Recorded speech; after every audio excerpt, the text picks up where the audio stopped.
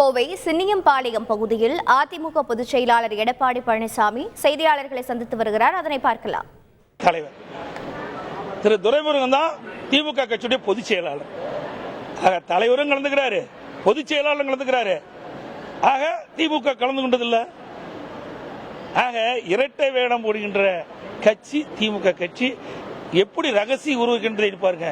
திரு அண்ணாமலை சொல்றாரு, அவரு 100 ரூபா நாணயம், திரு கருணாநிதியுடைய நூற்றாண்டு விழா 100 ரூபா நாணயம் வெளியிட்ட பொழுது நான் கலந்துக்கிறேன், அதுல நீங்க போய் இதுல கலந்துக்கிற அப்படின்னு சொல்லுகின்ற பொழுது இதில் இருந்து வெளிப்படையா தெரியுது அவருடைய உறவை வெட்ட வெளிச்சமாக்கப்பட்டது. பிறகு திமுக கட்சி சேர்ந்த நாடாளுமன்ற தேர்ந்தெடுக்கப்பட்ட பிறகு டெல்லியில் ஒரு தேநீர் விருந்து கொடுக்கறாங்க. அதுல பாரதிய ஜனதா கட்சியினுடைய தேசிய தலைவர் மரியாதைக்குரிய நட்டா அவர் கலந்துக்கிறார். ஏன் திரு ராகுல் காந்தி அவருக்கு கண்ணுக்கு தெரியலையா? அதே போல திரு கருணாநிதி அவருடைய சிலையை திறக்கிறாங்க சென்னையில். அப்ப யார் திறக்கிறா? முன்னாள் ஜனாதிபதி திரு வெங்கையா நாயுடு திறக்கிறார். அவர் யார், எப்ப இருந்தாரு? அவர் பாரதிய ஜனதா கட்சியுடைய தலைவராக இருந்தார், பிறகு அமைச்சராக இருந்தார். அந்த கட்சியை சார்ந்த ஒருவரை வைத்து தான் திறந்தார். இதே எண்ணி பாருங்க. அனைத்து இந்திய அண்ணா திராவிட முன்னேற்ற கழகம் ஆட்சி இருக்கின்ற பொழுது, பொன்மனச்செம்மல் புரட்சி தலைவர் எம்ஜிஆருடைய நூற்றாண்டு வருகின்ற பொழுது அதை கொண்டாடுகின்ற விதமாக நாங்களும் 100 ரூபா நாணயம் வெளியிட்டோம். அப்ப நாங்களே வெளியிட்டோம். பாரதிய ஜனதா கூட்டணி இருக்கும்போது கூட நாங்கள் கூப்பிடல. ஆக இவர்கள் திரு கருணாநிதி அவர்களுடைய நூற்றாண்டு விழாவை கொண்டாட வேண்டும் என்பது அவருடைய விருப்பம். 100 ரூபா நாணயம் வெளியிடுவது அவருடைய விருப்பம். ஆனா வெளியிடுவது யார் என்றுதான் கேள்வி. ஏன் திரு ராகுல் காந்தி கூட்டு வந்து இதை வெளியிட்டுக்கலாம்ல? இதிலிருந்து திராவிட முன்னேற்ற கழகம் பாரதிய ஜனதாவும் ரகசிய உறவு இருப்பது வெட்ட வெளிச்சமாகிறது.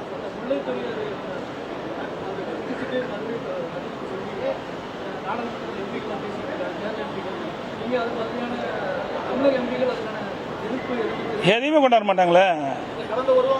ஆக நல்லா எண்ணி பாருங்க. அனைத்து இந்திய அண்ணா திராவிட முன்னேற்ற கழக அரசு இருக்கின்ற பொழுது சரி, அனைத்து இந்திய அண்ணா திராவிட முன்னேற்ற கழக நாடாளுமன்ற உறுப்பினர் 37 பேர் இருந்தாங்க. காவிரி நதிநீர் பிரச்சனை வந்தது, உச்சநீதிமன்றம் தீர்ப்பு கொடுக்கப்பட்டு விட்டது. அந்த நிலையில மத்திய அரசு அந்த தீர்ப்பு அமல்படுத்துவது காலதாமம் செஞ்சது. உடனடியாக அனைத்து இந்திய அண்ணா திராவிட முன்னேற்ற கழக நாடாளுமன்ற 37 பேர் உச்சநீதிமன்ற தீர்ப்பை அமல்படுத்த வேண்டும் அப்படி என்று குரல் கொடுத்து 22 நாட்கள் நாடாளுமன்றத்தில் ஒத்தி வைத்தோம். ஏன் இப்ப எடுக்க மாட்டேங்கிறாங்க? திரு ஸ்டாலின், திராவிட முன்னேற்ற கழகம், அவருடைய கூட்டணி கட்சி சேர்ந்தவர்கள் 39 பேர் தமிழ்நாட்டில் தேர்ந்தெடுத்திருக்காங்க. என்ன பண்ணிட்டு இருக்கிறாங்க? அந்த கேரளா மாநிலத்தை சேர்ந்த நாடாளுமன்ற அங்க அவருக்கு சாதகமா குரல் கொடுக்கறாங்க அந்த அரசுக்கு. ஏன் தமிழ்நாட்டில் இருக்கிற நாடாளுமன்ற குரல் கொடுக்கல? எப்பவுமே தமிழ்நாட்டை பத்தி கவலைப்படாத கட்சி தான் திமுக கட்சி, திரு கருணாநிதியுடைய குடும்பம். கடந்த ஒரு வாரமாக எம்பிக்கள் உட்பட அந்த மாநில அமைச்சர்கள் இந்த விஷயத்தை ரொம்ப வலுவாக எடுத்துட்டு போயிருக்காங்க.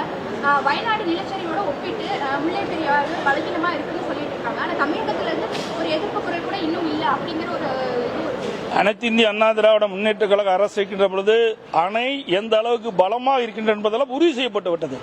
இதற்காக உச்சநீதிமன்றம் ஒரு அமைப்பை ஏற்படுத்தியிருக்கின்றது.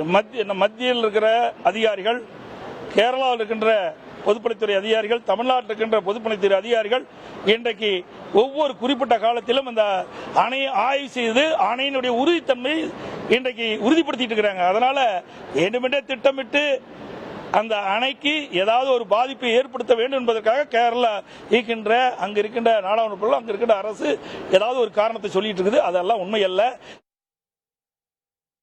கோவை சின்னியம்பாளையம் பகுதியில் அதிமுக பொதுச் செயலாளர் எடப்பாடி பழனிசாமி செய்தியாளர்களை சந்தித்து கலைஞர் நூற்றாண்டு நினைவு நாணயம் வெளியிடுவது தொடர்பாகவும் பல்வேறு கருத்துக்களை தெரிவித்தார். அந்த நேரடி காட்சிகளை நாம் பார்த்தோம். நேயர்களே,